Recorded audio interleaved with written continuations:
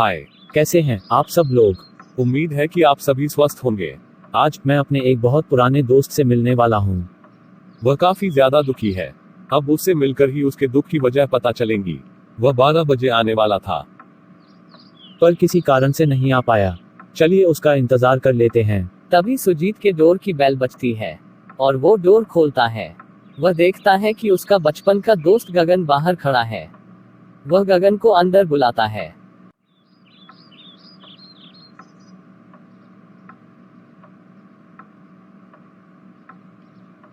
भाई, बहुत दिन बाद मिले हैं। बहुत खुशी हो रही है। क्या हुआ, इतना उदास क्यों था? भाई, बैठ के बात कर ले। दोनों सोफे पर बैठ जाते हैं और बात करने लगते हैं। हाँ, अब बता क्या हुआ। क्या बताऊं, बहुत दुखी हूँ। ऐसा क्या हो गया जो तू बहुत दुखी है? क्या बताऊं, कोई रास्ता ही नहीं नजर आ रहा। बहुत परेशान हूँ। लेकिन परेशानी है क्या? बताएगा तभी पता चलेगा। तू नहीं समझेगा। बताने वाली परेशानी नहीं है।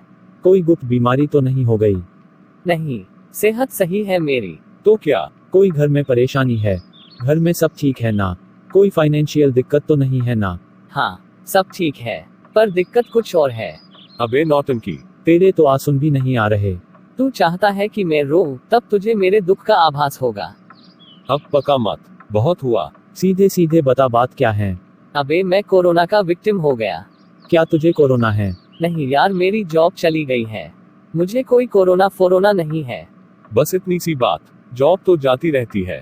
जॉब तो होती ही है जाने के लिए। मुझे जॉब से यह कहकर निकाल दिया गया है कि मैं जॉब के लायक नहीं हूँ। क्या तुम्हें भी ऐसा लगता है?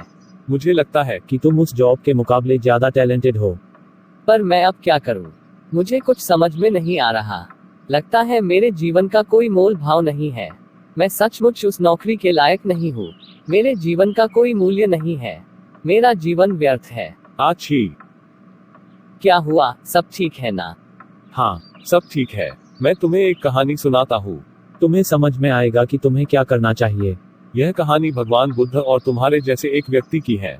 इस कहानी से तुम्हें जीवन का सही मूल्य पता चलेगा। एक बार की बात है, भगवान बुद्ध को ढूंढते हुए एक व्यक्ति उनके पास आया।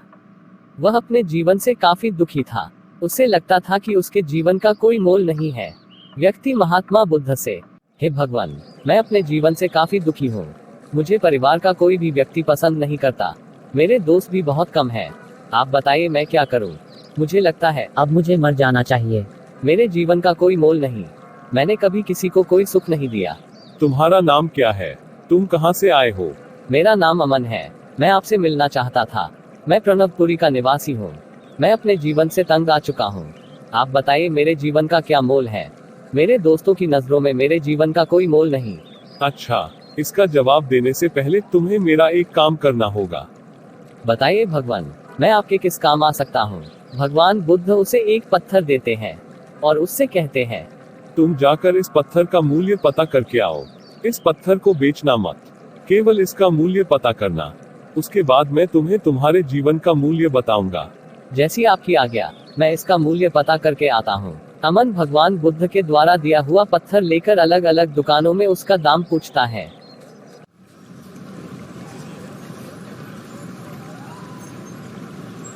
मुझे यह पत्थर बेचना है। इस पत्थर के बदले आप मुझे क्या दे सकते हैं? यह तो एक बेकार पत्थर है, पर फिर भी इसके बदले मैं तुम्हें एक कॉपी दे सकता हूँ। क्या, बस एक कॉपी? कोई बात नहीं, मुझे यह पत्थर नहीं बेचना। चलो, मैं एक कॉपी के साथ साथ एक पेन भी दूंगा। यह पत्थर मुझे बेच दो।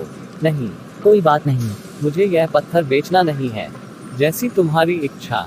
वैसे भी इस पत्थर का कोई इतना मूल्य देगा भी नहीं। ठीक है भाई, शुक्रिया। अमन अब अगली जगह जाता है और उसे पत्थर दिखाकर कहता है, मुझे इस पत्थर के बदले आप क्या दे सकते हैं? यह तो एक मामूली सा पत्थर है, पर तुम्हें मैं इस पत्थर के बदले 2 दिन का खाना दे सकता हूँ। शुक्रिया, पर मुझे यह पत्थर नहीं बेचना। 1 मिनट, चलो 3 दिन का खाना ले लेना। यह पत्थर तुम मुझे बेच दो। नहीं, मुझे यह पत्थर नहीं बेचना। शुक्रिया इसका मोल बताने के लिए। इस पत्थर का मोल तो काफी कम है। मैंने तो ज्यादा ही लगा दिया। तुम्हें समझना चाहिए कि यह पत्थर बेकार है। यह किसी के कोई काम का नहीं है। मैंने तो इसका कुछ ज्यादा ही मोल लगा दिया है। हाँ शुक्रिया, पर मुझे यह पत्थर नहीं बेचना। जैसी तुम्हारी इच्छा। मैं तो तुम्हारी भलाई के लिए ही बोल रहा था। कोई बात नहीं। मैं चलता हूँ। अमन वहाँ से चला जाता है और अब ज्वेलर के पास पहुँचता है। वह ज्वेलर को वह पत्थर दिखाता है और पूछता है, इस पत्थर के बदले आप मुझे क्या दे सकते हो? इस पत्थर के बदले मैं आपको 2 किलो सोना दे सकता हूँ। 2 किलो सोना? चलिए, मैं आपको 3 किलो सोना देता हूँ। यह पत्थर आप मुझे दे दीजिए। नहीं, मुझे यह पत्थर नहीं बेचना। क्यों, क्या हुआ? कोई भी इसका इतना मूल्य नहीं देगा। पर मुझे यह पत्थर नहीं बेचना। मूल्य बताने के लिए शुक्रिया। अमन वहाँ से जाने लगता है। एक काम करो, मैं तुम्हें 4 किलो सोना देता हूँ। यह पत्थर मुझे बेच दो। मुझे यह पत्थर नहीं बेचना। लेकिन शुक्रिया इसकी कीमत बताने के लिए। तुम्हें समझना चाहिए, इस पत्थर की कीमत इससे अधिक नहीं है। कोई बात नहीं। मुझे इसे बेचना नहीं है। अमन वहाँ से निकलकर एक बहुत बड़े जौहरी के पास पहुँचता है। वह जौहरी उस शहर का सबसे अमीर व्यक्ति होता है। उसे वह पत्थर दिखाता है।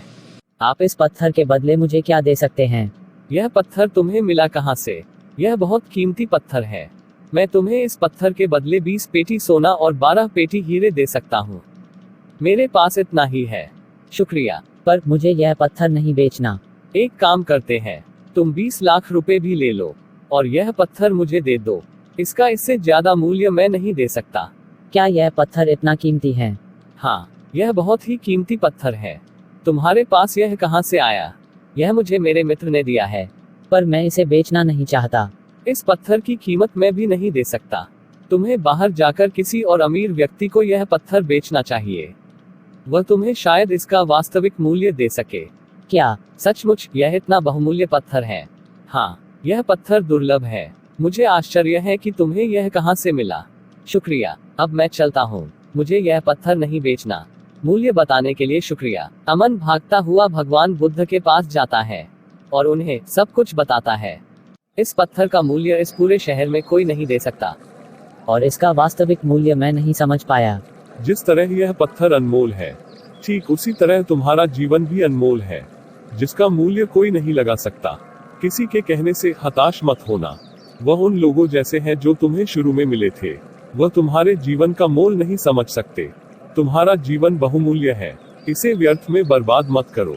मेहनत करो और लोगों के काम आओ। यही तुम्हारा लक्ष्य होना चाहिए। कुछ लोगों के कहने से निराश ना होना, क्योंकि हमेशा कुछ लोग तुम्हारे खिलाफ रहेंगे। उनको अधिक महत्व मत दो, क्योंकि यदि तुम उन्हें महत्व दोगे तो तुम्हारे वह मित्र तुम पर हावी हो जाएंगे। वह वास्तविकता में तुम्हारे मित्र है ही नहीं, बल्कि वह तुम्हें अपने हिसाब से बदलना चाहते हैं, ताकि तुम उनके द्वारा इस्तेमाल किए जा सको। मैं आपकी बात समझ गया। सचमुच आप महान हैं। चलो, आज से अपने जीवन का मूल्य किसी और से मत पूछना। धन्यवाद भगवान। लगता है तुम्हें अपने जीवन का मोल समझ में आ गया होगा। हाँ, सचमुच मुझे किसी और की बातों से अपने आप को बेकार नहीं समझना चाहिए। मैं जीवन में बहुत कुछ कर सकता हूँ।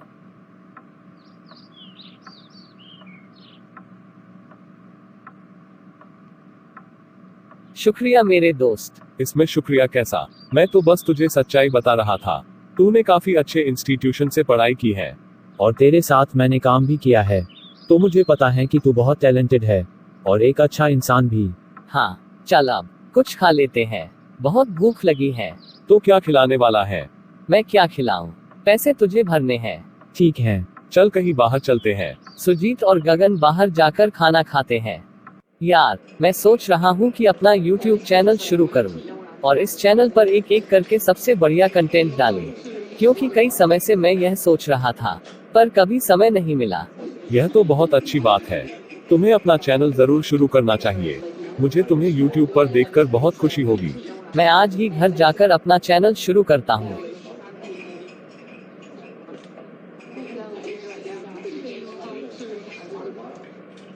सुजीत और गगन खाना खाकर अपने अपने घर चले जाते हैं। गगन घर जाकर अपना चैनल बनाता है और उस पर अपनी पहली वीडियो अपलोड करता है। कैसी लगी आपको हमारी यह कहानी? कमेंट करके बताइए। अगर आप हमारे चैनल पर नए हैं तो सब्सक्राइब करें हमारे चैनल को और बेल आइकन हिट करना ना भूलें, ताकि आपको हमारी लेटेस्ट वीडियोस की अपडेट्स मिल सके सही समय पर। अगर आपको हमारी यह कहानी अच्छी लगी है तो हिट करें लाइक बटन को और बाकी की भी वीडियोस देखना ना भूलें। हम फिर मिलेंगे किसी और दिन किसी और कहानी के साथ। तब तक के लिए जय हिंद, वंदे मातरम।